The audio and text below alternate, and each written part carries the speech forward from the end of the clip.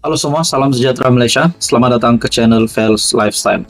Tuan-tuan dan puan, sebelum ini kita juga pernah mendengar bekas Perdana Menteri, yaitu Pengerusi Perikatan Nasional Tan Sri Muhyiddin Yassin. Setelah beliau terima pertuduhan di mahkamah, di mana ini berkaitan dengan dakwaan bahawa kerajaan PN dahulu telah menyeleweng dana semasa Muhyiddin Yassin menjadi Perdana Menteri. Nah, pada akhirnya ada lagi satu pendedahan yang pasti mengejutkan. Ini pula tidak kena-mengena dengan dakwaan-dakwaan sebelum ini. Tetapi salah satu ahli parlimen telah membuat kenyataan meminta SPRM siasat penamatan LOI semasa Muhyiddin Yassin jadi Perdana Menteri.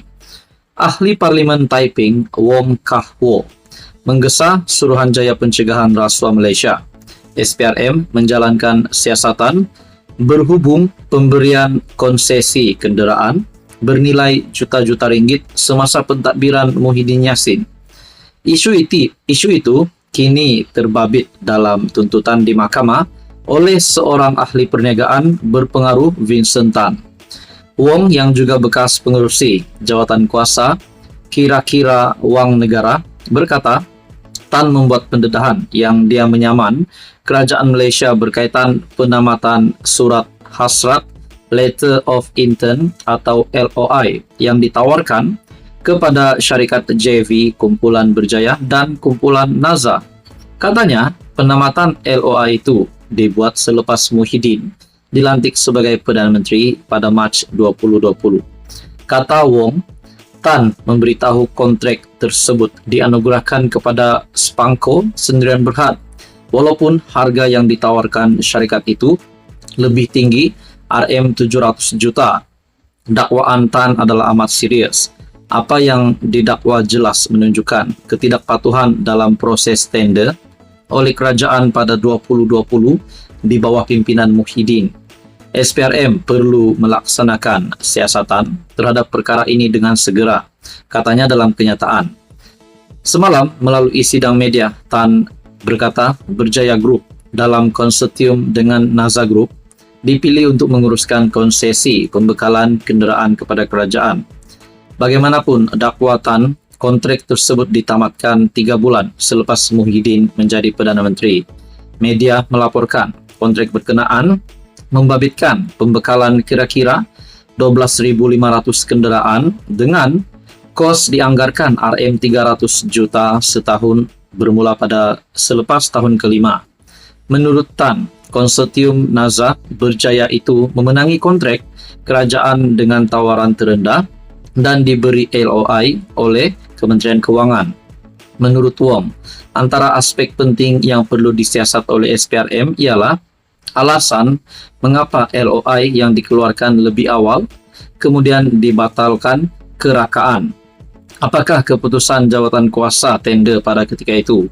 Kenapa hasil tender oleh kerajaan pada 2019 tidak dipatuhi? Apakah justifikasi bagi kerajaan pimpinan Muhyiddin memberikan kontrak kepada Spangko yang dikatakan RM700 juta lebih tinggi? Spangko yang diperbadankan 1988 mula dilantik untuk membekal dan menyelenggara kenderaan kerajaan sejak 1994. Pada 2021, Menteri Kewangan ketika itu, Tengku Zafrul Aziz memberitahu Parlimen.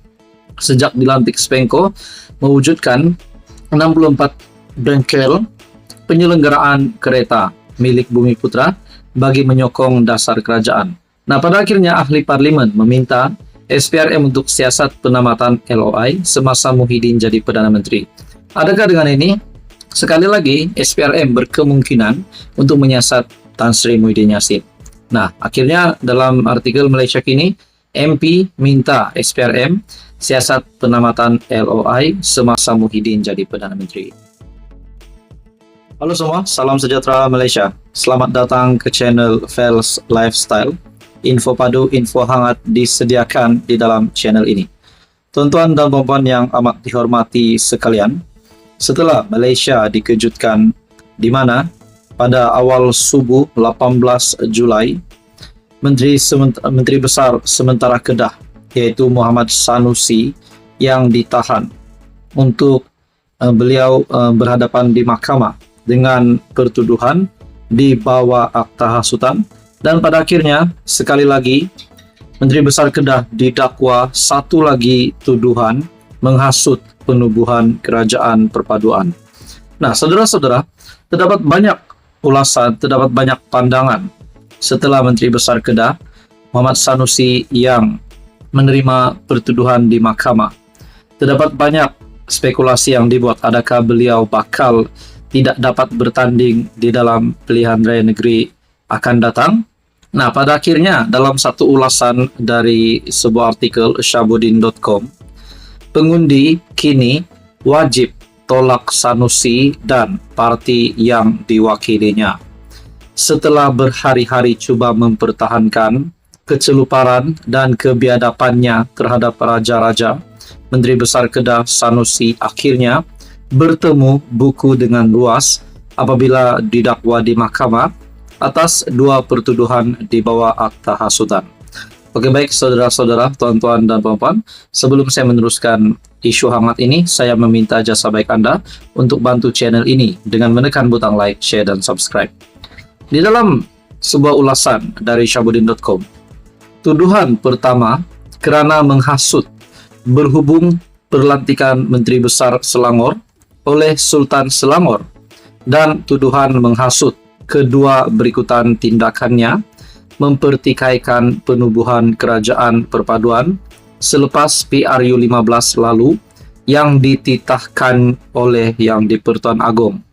Berdasarkan kedua-dua pertuduhan, Sanusi didakwa telah melakukan perbuatan yang mempunyai kecenderungan menghasut dengan menyebut perkataan-perkataan yang mempunyai maksud untuk membangkitkan perasaan tidak setia terhadap raja-raja. Kedua-dua pertuduhan dikemukakan terhadapnya mengikut Seksyen 4 dalam kurungan 1 dalam kurungan E Akta Hasutan 1948 dan boleh dihukum mengikut Seksyen 4 dalam kurungan 1 Akta Sama yang membawa hukuman denda sehingga Rm5.000 atau penjara maksimum 3 tahun atau kedua-duanya jika sabit kesalahan. Apa yang nyata, kedua-dua pertuduhan yang dihadapkan kepada Sanusi adalah berdasarkan kesalahan yang dikira amat berat telah dilakukan, yaitu cubaan membangkitkan perasaan tidak setia kepada raja. Sebagai pemimpin Melayu di negara ini, dan Sanusi sendiri adalah ketua sebuah kerajaan negeri yang mempunyai raja, bahkan kedudukan raja-raja sudah termaktub dalam perlembagaan persekutuan. Apa yang dilakukan Sanusi selain tidak wajar, tetapi juga tidak boleh diterima sama sekali. Jika inilah perangai dan kelakuan pemimpin yang ada di negara ini, sementara pula beliau adalah mewakili PAS, sebuah parti yang mendakwah memperjuangkan Islam, maka siapa lagi yang mahu menghormati dan mendaulatkan raja-raja kita? Kalau tiada raja-raja juga, siapa lagi mahu melindungi kita semua? Sebab itu, pertuduhan yang dikenakan kepada Sanusi adalah tepat dan wajar agar ia menjadi pengajaran kepada seluruh rakyat negara ini. Dalam hal ini, titah Sultan Selangor yang menyatakan isu Sanusi masih belum selesai, walaupun setelah pesuruh Jaya Pas Negeri menghadap Baginda, haruslah menjadi renungan dan pedoman yang berpanjangan kepada seluruh rakyat Malaysia. Nah, pada akhirnya di dalam tajuk ulasan dari syahbudin.com, di dalam tajuk ini, pengundi kini wajib tolak Sanusi dan parti yang diwakilinya. Adakah kita boleh kata Sanusi sendiri dan PAS diharamkan di dalam pertandingan pilihan raya negeri? Adakah kita boleh cakap begitu? Walaupun ada beberapa pendapat kepimpinan politik yang lain menyatakan bahwa pertuduhan yang dihadapi Sanusi tidak kena-mengena dengan pilihan raya negeri. Menurut Anda, saudara-saudara, apakah pula bakal berlaku kepada Sanusi dan kepada kepimpinan PAS yang bakal bertanding pada pilihan raya negeri tidak lama lagi? Jadi saudara-saudara, tuan-tuan dan puan, teruskan bersama di dalam channel ini untuk info yang seterusnya. Mohon bantu like dan share. Anda juga boleh subscribe channel ini. Jangan lupa tekan butang subscribe. Teruskan bersama di dalam channel ini.